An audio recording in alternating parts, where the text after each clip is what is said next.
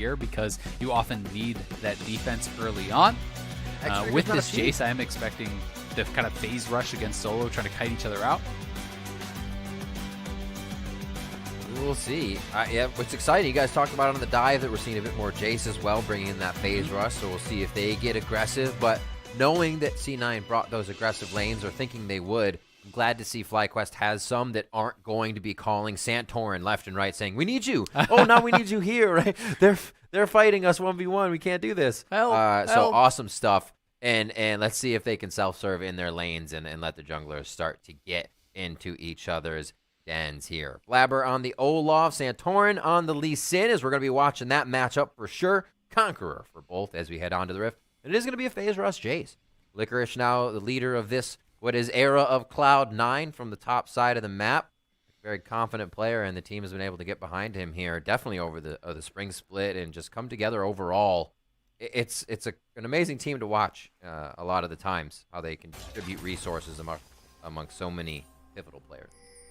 Yeah, and I mean, that's something that they've kind of talked about in interviews too, you know, doing what is best for the team instead of what is best for the individual player. You know, things like, you know, Niski is a very heavy roamer, right? And they talked about the ability to just have Blabber catch a wave so that Niski can roam and not necessarily worrying about catching all of those minions yourself if you are Niski. And that's something that I think is pretty atypical, but they know that sometimes, you know, that is going to allow them to be more proactive, and that is going to allow them to make a move that would surprise their opponents. All quiet. Start this one off. Nobody even wants to see what's going on too much. The wards really aren't placed. It looks like Ignar is going to try to squeak himself in a little late here and get one towards the Raptor camp. But a red ward is placed on the side of Cloud9. Blabber wants to know if anybody's invading his jungle. Rightfully so. Lee Sin's tricky with his movements and can get himself over there right fast. Looks like we're going to be even on this one, and they're going to meet on the bot side if they actually do the same route. Yeah, very interesting stuff. Santorin did get a leash there from Solo on the set. But yeah, I mean, I think it's important to have that red buff warded, because if you are Blabber and you're clearing top to bottom, look how low Blabber gets, right? That is intentional. He's going to save his potions and stay low because you clear more quickly as Olaf by doing that. But the problem is, if you show up to your red buff and Lee Sin's waiting in the brush and you're that low, then you just die, right? And that is why they are warding that out for him. That is why they are trying to play that more defensively with both the ward on the red buff as well as the ward in that bot side tri-brush to try to cover where they think Santorin could be approaching from. Sweeper for Blabber to start things off, making sure a lot is safe. Nothing to chance here. Even FlyQuest things still have vision to be cleared out. Santorin's on his Gromp, and now we'll get the other side cleared as well for Cloud9. A little bit of a push up for wards here. We see Wild Turtle Ignar, little buddy system as they set out two of their own wards pretty early here, expecting some early ganks from the junglers to start. We're not also realizing where Cloud9 may have started and giving Blabber the respect there's there. Yeah, and I mean, just look at how much of an emphasis has been put on actually protecting Blabber in this early game. Those two wards that I already noted, plus then Niski has a timing down for when he thinks Lee Sin might be moving, and puts another river ward down. So that was, you know, essentially 3 wards to make sure that Blabber can have a full 6 camp safe clear, and he is going to get that. And he is going to be 2 camps ahead of his opponent, will be spotted, but has a sweeper, so knows that he has been spotted. But he's a level up here on Santorin, and they're looking for the fight. Falcon stepped in, Sonic Wave gonna hit. Resonating Strike not coming through. He will have the upper hand as he heads up top. Niski has advantage in the mid lane, so he won't exactly see Power of Evil right away, but they're gonna try to step a fight onto this Scuttle. Blabber forces Flash, but he gets an undertow now onto Ignar. Maybe a fight onto Turtle, as 200 HP for Blabber makes him reconsider this fight. He goes into Vicious Strike, so he can get a little bit of HP back here. Starts swinging fast.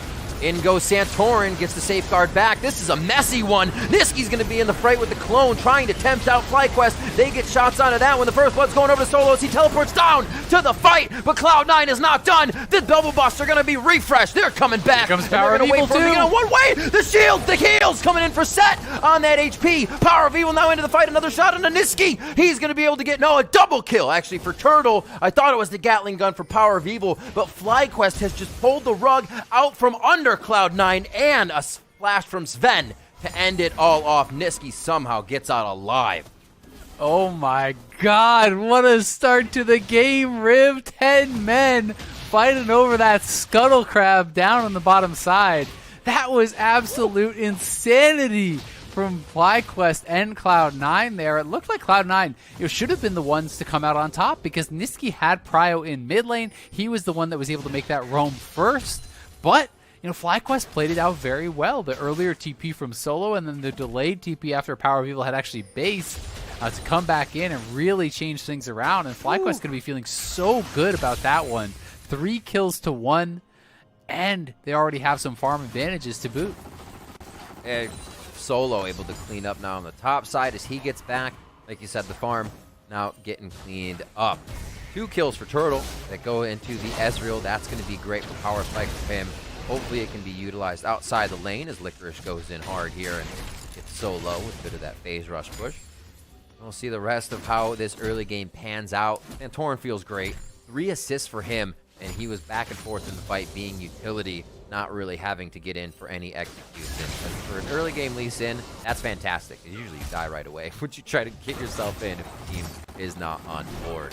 Nisqy and Power of Evil, a little distort forward. Nice chain within the minions. It's level 6 to level 4. Health advantage there. Yeah. Still going to fight though. Nisqy trying to put it up inside the minions as we just see Drake go down. Now it's going to go over to the side of Cloud9. Yeah, Blabber is the one guy who's still kind of in a really good spot. Everyone else is going to be hurting a bit off of that. This is a lane that you want to be bullying as Nisqy, but because Power of Evil, got to take so much time, he actually, killed all the minions, then based, then TP'd, and his team still didn't lose the fight. He didn't get punished at all. Nisqy does have a freeze here, so he will be catching up in that farm, will be catching up in the experience, which is going to be nice and also very necessary for him because, 2 kills to Ezreal on the bottom side, that's going to put him ahead. Solo getting a kill and a couple assists to grab an early pair of Ninja Tabbies is really going to help you from being bullied by Jace in the early stages, and that's going to make it a lot tougher for Licorice too. So Cloud9, definitely in a bit of a tough spot. We've seen them battle their way out of a lot worse ones in the past, but it is damn rare for them to be behind at really any point of the game. It's true, right? They're right on top of any play that either one of them is doing, and you were right to call out that it seemed like there was a bit of lack of rotation there on the side of Cloud9, played in favor of FlyQuest. Teleports halfway through their cooldown for both of our teleporters, so we'll see that kind of putting a pause on the action most likely. Blabber towards the top side is going to deliver that blue buff over to Nisqy so he can stay in on par, I should say, with 4 CS is there, but the damage may not be just yet. Torn just on the other side of this little cat and mouse may be played between the two, and he's just going to miss him on the Squire's Bloom, but Santorin knows. He gets a cheeky raptor in his tendies and he moves out. Take 1 chicken for your troubles there on the way out, and Santorin moving here down towards that mid side. Nisqy has got his level 6, so that's going to be pretty nice for him. And Power of Evil clearly not feeling threatened after this start whatsoever, so he does have that pickaxe, which I assume means he's going to be going straight towards that tier build next. He doesn't want to go, right to the tier first because he wants to have a little bit more combat power, but he's not feeling like, hey, I'm so pressured that I have to go for a Hex Drinker here. And Licorice has got to proc his phase rush and get out. Ooh, showstopper in. That's going to be a big one. I like the phase breaker that pulled him in. I don't think Licorice was really considering the full combo as coming through in a lane gank for the Lee Sin without having to really do too much to get into position. Nice job by FlyQuest to keep the pressure on here. Nisqy taking some damage mid as Power People sorts himself out and just gets out of range of Blabber in that engage.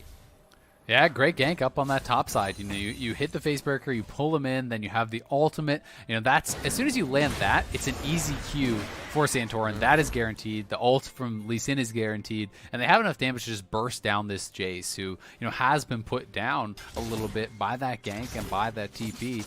Not working out as well for him as he was really hoping. So things going well for FlyQuest across the board.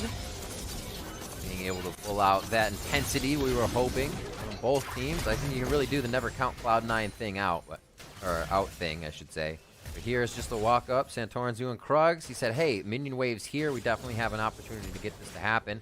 And he baits it out for just a moment before going in. Yep, we did see Licorice actually had the knockback from Hammer Form, but the pull in there, that facebreaker was already buffered by Solo, so he just gets dragged back, and that slow is enough for Solo to be able to catch up, land the ultimate, guaranteed Q for Lee Sin. Just a really good setup from him, and it's a good sign as a FlyQuest fan to see Santorin and Solo working well together as a duo, because that is that newest member. It is very important that those guys have good synergy, with their jungler as the solo laners. And already, off to a great start here. They are up 1,000 gold on Cloud9. Seems like bot lane was pushed there as we watch the replay, along with a rotation from Vulcan.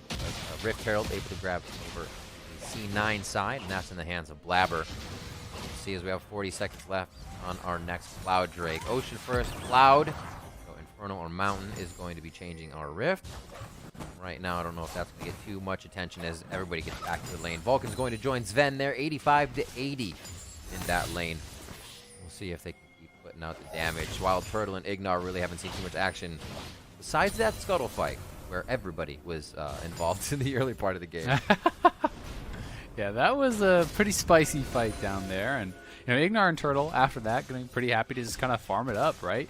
You have Ezreal who got an early tier off of that fight. He got the early 2 kills, so he's going to be scaling up, stacking that tier as fast as possible, trying to complete that Muramana. You can see he rushed straight towards it, and the CDR boots probably grab his Sheen next, and we'll see where he wants to go from there. But Santorin looking for a fight here in mid lane. Wants it though. He's trying to put as much damage down as he can, but he knows he can live through this one and absolutely obliterates one. Santorin goes down. Ignar's going to follow, and Blabber is just one-manning this fight. Now the rest of the team comes in, and it's going to be all of Cloud9, but will they lose another member with this happening? Turtle firing in from the side, and still FlyQuest chips away as their members go down. Cloud9 finds himself on top, and Blabber back at 100% HP.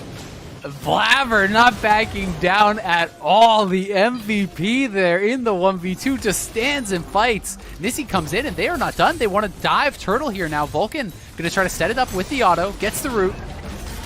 Oh, they're right under. Turtle's going to get hit up hard here, and he just gets burned down by the last shot from Sven. Stopwatch under the turret denies the aggro, and this is going to be plates as well. You got to remember, Cloud9, once they want that fight, they take it. And Blabber was the one to light the fuse there. The rest of the team following through on the advantage. TP comes in. Nice dodge by Power of Evil. This is going to be a big fight here. Santorin and Ignar back in after going down. They rinse. They repeat. And they're going to try to pick up some more kills onto C9 Sven. Fighting and fighting as much as he can. Another shot to Santorin as he safeguards. Here's Nisqy, and though. takes the aggro for himself. Nisqy distorts in. That's a double distort. Only one chain to the right side. And he's not going to be able to get enough calculated damage to take them Power of Evil. But here, a Sigil should be able to do it as he goes over the wall. Yes! He is able to get it out. I thought he would have missed the angle, but Turtle's back. He's got the shell on, and he's going hard. Wax on, wax off. Nisqy's getting out alive, though, and not able to pick that one up as he distorts away. And another fight going balls to the wall here in Game 2 of the Summer Split. Riv, what a treat we are getting to kick things off. This game is so hype. Nisqy there blocking multiple skill shots with his clone, juking that back and forth to block the Ezreal Q, to block the Karma Q, the Lee Sin Q. That was sick, and this game is so action-packed. Neither team is backing down, and Nisqy may catch Ignar. How did he live? He never should have lived in that situation. Just trying to taunt them away. Gets away with 200, a sliver of HP, if you will, as the Rift Herald beats down on mid. Blabber was probably just about to lose this one as they had taken it. Next Rift Herald should be able to spawn due to the first time that Shelly was taken. Heraldine will spawn. This is let's see it again. Fun game.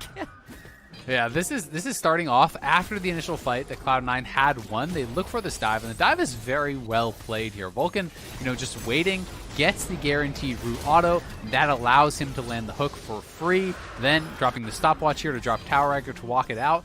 And they felt like, hey, we're in a pretty good position here. Sven even took the time to drop the penguin dab on him as he's walking away. But we see that the respawn has come through from Power of Evil. In comes the TP, a nice juke utilizing the home guards there onto Vulcan. Blabber had no flash, so no way out. And then the Karma root locking up Sven meant he could not kite it out, couldn't get through. But these health bars were so low. And the missed skill shot there from Power of Evil meant that it was actually an escape from Vulcan. The Karma Shield barely was able to keep Power of Evil alive, but Nisqy knew Distort is coming back up, distorts in, lands the Q plus the Luden's proc, and then the key play here is watch how he actually is juking. He moves the clone into the way to block the Ezreal Q, to block that Lee Sin Q, and to make it more difficult for Ignar to actually find an angle there. So really well played by Niski to clean up that kill, and this game has just been so exciting back and forth. But despite the fact it's 7-7 in kills,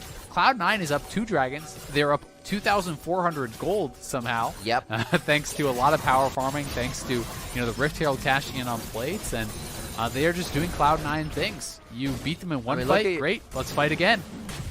Look at your spring split Honda MVP, a 115 to 79 in CS. You say power farming. This guy is going to town right now. Blabber, and a lot of people, you see him around for a bit, right?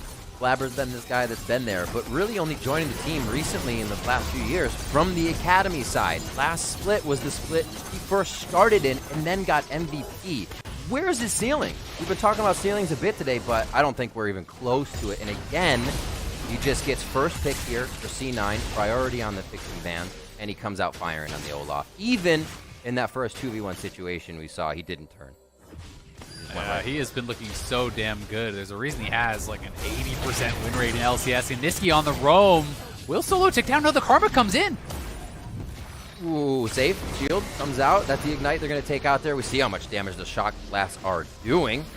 Bit of lethality that he has on right now. And it looks like turrets may be going down a little bit more here in favor of Cloud9. They're pressuring FlyQuest to answer mid and getting a bit of free time in the side lanes. Yeah, pretty interesting to see Licorice going for the Lucidity boots too. That is something that you really don't see often on the Jace, but it's going to help out the poke. You get the additional CDR. The Summoner spell cooldown reduction is something that's often overlooked there too. So if you want to be playing side lanes, having that TP up more often, having the flash up more often is going to be pretty nice. And with that full lethality stacking, there are a lot of squishy members over on FlyQuest. If you can hit the Karma, if you can hit either of these marksmen, they can get softened up, very, very heavily, which opens up opportunities for Niski to fly in there and take him down. Going for the downtown Sonic Wave. Also seeing that, you're able to apply your crowd control more, right? So you're getting your phase rush a little bit more often. You're able to, for the skies, hit your hammers. Getting a little faster. Fast Jace. Phase. All up in there. Gotta go fast. Gotta go fast. A lot of people going fast this game. Power of Evil. Does he have a package on him? He's heading down towards bot side. He says, hey, I have a minion wave right quick before we get back to this fight. Wards being placed down both sides. It's going to be Crescendum and Infernum. You got to watch Fen here. Fires one in.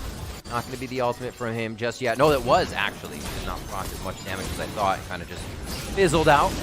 He's in the front as he sets down a Crescendum. And now Gravitum in the back. First gun as he's going in. Solo and Vulcan going back and forth. Showstopper in as Vulcan doesn't get too much more damage across the team, and they may be able to solo out. Solo here for the kill. Fights across the board here on the river, and it looks like Dragon is going to be over to Blabber. Cloud9 picks it up. He has been the one to make the impact plays in these fights, and they're still going with 2 left on each side. Licorice almost getting it to the skies on Power of Evil, and Cloud9 fell fast in that one, with FlyQuest looking to take a little bit more. But like I said, Cloud9 got the Drake. Yeah, they got the Dragon, and still 3 for 3 kills overall. That first pick on Ignar was so big, and the Aphelios ultimate didn't do that much to the rest of the team, but Ignar was gone instantly, so they were happy with that pick, and now Licorice catching Ignar there through the exhaust. He's just hammering him. Got him with the focus resolve, though. Locked him up. Is it going to be enough? Oh, Ignar with the plays! Maybe the 5-finger fumble Rooski from Licorice, I don't know, but the lockdown from the Mantra Resolve was beautiful. Oh, my word.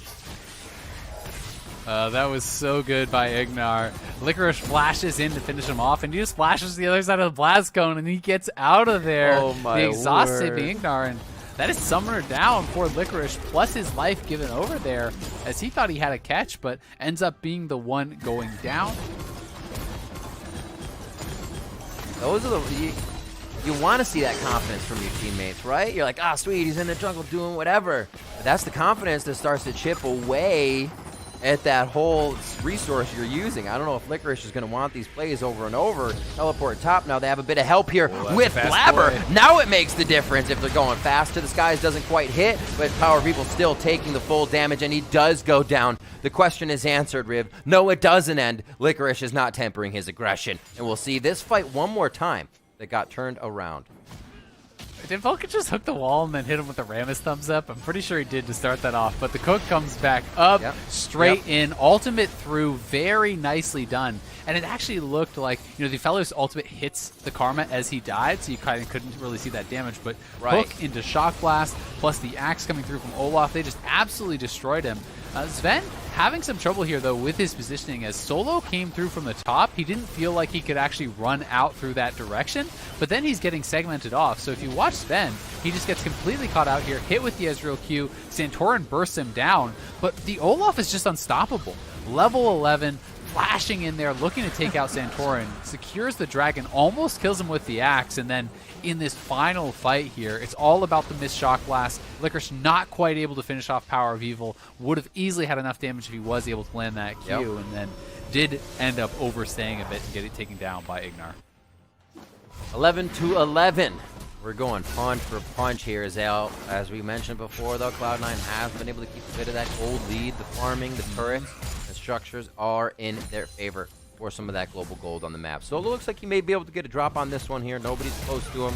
And even if, I wonder if this is going to go over to the fourth more so, where he just helps and gets the wave and takes over the lane as Solo will back. So they're going to trade this one off.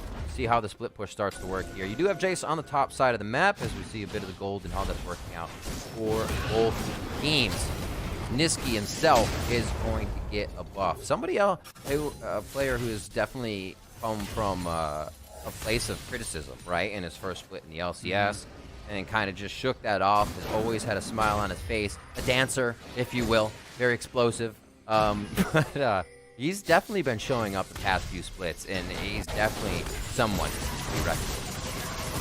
Yeah, I mean, on his kind of second return to the LCS, obviously in his earlier days with the Envy, you know, was criticized a fair bit, but since he's been back in NA with Cloud9, he has been great, getting a lot of credit, rightfully so, as one of the very best in the league. Was first team all LCS last split and was kind of in the hunt for that MVP also. So definitely a really, really good player. But you know, one of the most exciting things I think about Cloud9, and one of the things that really kind of makes Cloud9 Cloud9, is the fact that they are always willing to take these fights. And it's not always going well for them in this game, but they are constantly taking objectives. They are constantly getting advantages elsewhere. And they are always willing to take that fight again because they have faith in their ability to outplay in these team fights, that they can execute, that they can hit the skill shots, that they can dodge yours. And that is something that really speaks highly of how confident they are as a squad. Everything's online for them to make it feel good here, too. You have the Hurricane in for Sven. He's going to be able to kind of stand tall in this fight. Vulcan's there with the Stone Plate if anything does happen towards the backside, but they're still being careful about this. Here comes the mid lane Power of Evil with the package across the entirety of Cloud9 to shake them up a bit, but not real much comes of it. And now they're going to try to get this fight on. Haymaker over to Niski. He's able to kind of deny a bit of that damage as Solo may go down. We just lost Santorin. Solo falls as well. And in the blink of an eye, fights are happening across the board. And we just saw Power of Evil package across Cloud9. That was enough to get them to fight in the fight they had been looking at the whole time. It amazes me how they find them, as you were just saying. Yeah, and I mean, this was something where FlyQuest just had to fight because that was Soul. They got Soul right there, so they knew, all right, fourth dragon coming up, let's set up for the fight. But Licorice lands a Shock Blast that almost 100 to 0'd Ignar, pushes him out of the fight. Then Power of Evil is packaging across the team. They get a double chain on Solo. They kill him. They take Soul. They're going to Bear, and Cloud9 just pushes the pace non-stop. Corki's great at this, a little too early. The steals from Corki have been seen. 3 minutes now for Cloud9 to be running around with the Baron buff, and they are showing true championship form here as they go toe-to-toe with FlyQuest, but ever so slightly always ahead, always coming out on top of these fights, or starting the fight with it in their favor. We'll see FlyQuest back, what more items they can get into their hands as they start this one off. The early game's so good for FlyQuest, it didn't seem like they could really execute on it other than in just a few fights. With Rift Herald going over to Cloud9 and the way they executed that with the waves pushing up, top lane being pushed in for Licorice, there was no real chance for FlyQuest to really get back on that. And I think Cloud9, really, we've seen this before, all they need is a bit of an advantage. That farm from Blabber, the turrets to start going down in their favor, to get that first item and make that impact. It really is, and I think that the real difference here just has been how willing Cloud9 is to move, to get advantages, to push for these dragons, to try to stack up those objectives, because a lot of the fights have actually been pretty even. I mean, it's 13-11 in kills, but yet you have Soul, you have Baron, you're up 6,000 plus gold, and you can see, I mean, look at the farm difference between Niski and Power of Evil. It's not just because Niski's like farming poorly, it's because he is constantly moving, looking to get picks, and they're willing to give some of that farm over to Blabber to put him in position to run that jungle matchup against Santorin. He's 3 levels up on Santorin, which gives him the advantage in the smite fights, which allows him to always duel out these other members on FlyQuest anytime he runs into them. I mean, he can win fights against pretty much anyone if he's not just getting fully kited out. So, you know, Blabber is just in this monstrous spot, and now with the Soul, their team has the run of the map. MVP? Yeah, his team's pretty good. He could be in the running. Pretty good guy. Could be in the running. I like it. 25 minutes coming up on the clock here. And we are going to see FlyQuest trying to put 3 towards the top side. They don't have much here that's going to clear these Baroned up minions out. And even when you get Turtle and Power of Evil there, it's still a bit of work. They can get them. Gotta be careful about that Siege minion, Cannon minion just a bit out. Don't get baited into it. That's going to be Wild Turtle's job. So they hold off. Cloud9's going to hold for now. They do have Niski mid. Talking about him just a bit ago. We saw the roam game from him. He's ever so known for, whether he's on this LeBlanc or waddling around on the Veigar, he will be there ganking your lane at some point in the game. You're here now. Second wave coming in. Solo maybe looking for a fight. Santorin comes flying off the base. Man, your feet got to be hot with home guards and no shoes on, man. Oh, so much damage on a Solo. He's the one that has to live. You know the Haymaker Shield's going to be coming up, and he's going to be able to get himself back to safety here, but the Nexus could be in jeopardy with the first inhibitor and its inhibitor turret going down. 5 minutes on those. Put it on the clock. We'll be able to see how C9 moves around those timers. A few wards placed out for FlyQuest here, but they're just trying to stop the bleeding right now, and Cloud9 has no intention to stop it. I mean, it's just crazy how good they are at pushing these advantages. Almost every single time in spring, they were ending the game at or by 30 minutes. They would just win a team fight, get a Baron, game's over. Just like that. Make it look so damn easy. And even though this game was very evenly contested in the early stages, FlyQuest was getting advantages at a number of different points. C9 is right back in the driver's seat, and they're sitting in a position that looks like they're going to be able to do the same thing yet again. I mean, we're at 26 minutes. They already cracked top inhib. They have an open middle inhib. One more teamfight win and the game just ends, and that could be happening in a minute 50 at that Elder Dragon. Yeah, it is something to take note of. We even saw a few mistakes, you know, maybe when Blabber ran up the scuttle, flash back down, comms for mid-aggression wasn't there. Yeah, Licorice going down towards the top side, but as I mentioned before, it's kind of crazy to see that C9 themselves are a team with so many impact players. Ways to divide those resources have never really ever given them a problem, and they're always doing the right thing. You know, nobody's ever starved. Everyone's always able to put out damage or make the fight happen in favor of the team. So if one falls down, the others are picking them back up, and that's why it's such a hard team to take down. Here, 3 in the mid lane, they would be ready to take on just about anything or disengage, and they get a true shot barrage out of Turtle to start things off. I love that they're all about the emotes this split. I am enjoying this. Yeah, they're great. Sven seems to be the biggest emote fan so far. Hit him with the penguin dab, give him some thumbs up. You love to see it. Oh my word. Get in their head just a little bit. I mean, it could be a tilter. Oh, absolutely it can. Especially when you do like the sorries or the like, oops, I didn't mean to kill you for the 7th time. Sorry. Oh, that'll get you. That'll get you. Santorin just trying to check the sonic waves here. 1-2 gets about 25% of his health from a double distortion from Niski. And they are back out testing the waters all over the place. Yeah, the water's looking pretty cold. FlyQuest doesn't want to dip their toes in there, as a Shock Blast is basically a dead Santorin. And Cloud9 isn't going to overchase, right? They are just happy to just park over here in the jungle. They want to keep all of this vision. You can see that there is a ward in the pit, thankfully for FlyQuest, because Cloud9 is hoping that they can't even approach and that they can just get a free Elder. But the wards on the exit is giving FlyQuest the information they need to at least move down and try to contest. They have got to get there fast, though. It's just going to be gone. Package! Oh, he didn't use it. Solo's going to be in there by himself. Can they answer? Whoa, he got zeroed out. That shield didn't last very long, even though it was half of his health bar. And that was down and dirty by Cloud9. They take the Drake, or take the Elder, I should say. They were ready to take a resulting fight, and they're going to go ahead and waltz right up towards that Baron side. And whether it's for Baron or just to get vision, a few of them are going to stay and grab the objectives. Yeah, they'll grab the Baron here. Grab the Baron, grab the Elder, then you are fully super buffed up, and you can move over. Ezreal, nice try for the steal, but too early there from Turtle. Obviously didn't have any vision on it himself. Cloud9 have everything they need now to close out the game. It's going to be nearly impossible for FlyQuest to hang on with multiple exposed inhibitors, with Baron plus Elder, all of the gold in Cloud9's pockets now. They have, ballooned this gold lead up over 12,000 ahead. And when you're looking at some of the itemization, it's just insane. 4,000 plus gold lead in the jungle, 4,000 plus gold lead in top lane, 2,500 in that bot lane. These are just absurd advantages. Makes you wish that you could have seen how Cloud9 went undefeated at MSI, you know?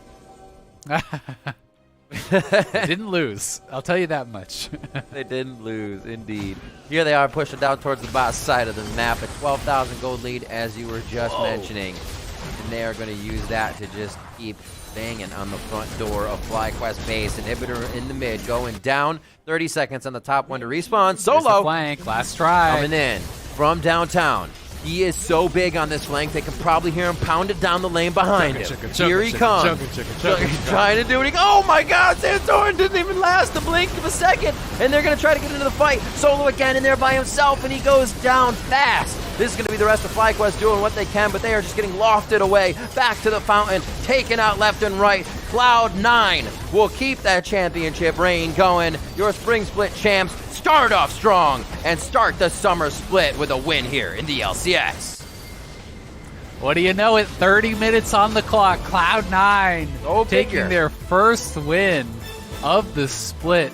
This team just looking so damn good right out the gates. That was such a fun game, such an exciting game, in that rematch of the finals. FlyQuest deserving of some credit too. They did not back down from Cloud9. They were willing to match them blow for blow in those early fights. The 5-man from both teams TPing down to fight at that scuttle was just insane. It was FlyQuest that came out ahead, but Cloud9 will just keep going at you. It's not going to stop after one fight. You have got to be able to match them blow for blow throughout the entire game, and they just couldn't quite keep pace.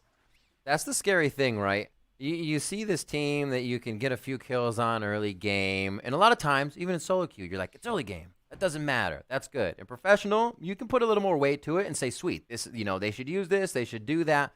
But against C9, it's like, how much of a lead do you actually need before it's a lead, right? We saw Santorin go top and get a kill onto Licorice. Then they were able to pressure him off. We saw 2 kills to Wild Turtle in the bot lane, but Ezreal doesn't exactly just ramp up immediately, and you can use that power everywhere. So Cloud9, biding their time, knows they can win that mid game. So no matter, it seems what you do to C9, there's probably something in the early game, but you have to have a mid game master plan. You have to have the transition of whatever power you have into the objectives, into turrets, because Cloud9 is already thinking about that. It's absurd.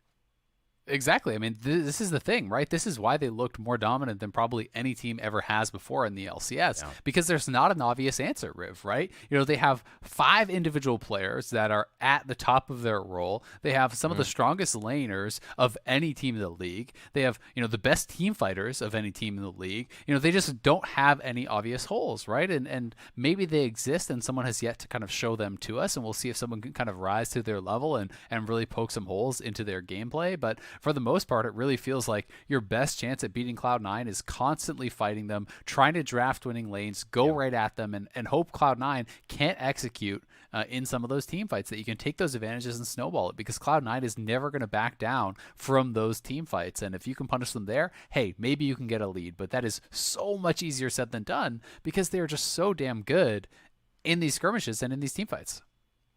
They absolutely are. So Cloud9 takes their first win here in the summer split. We are going to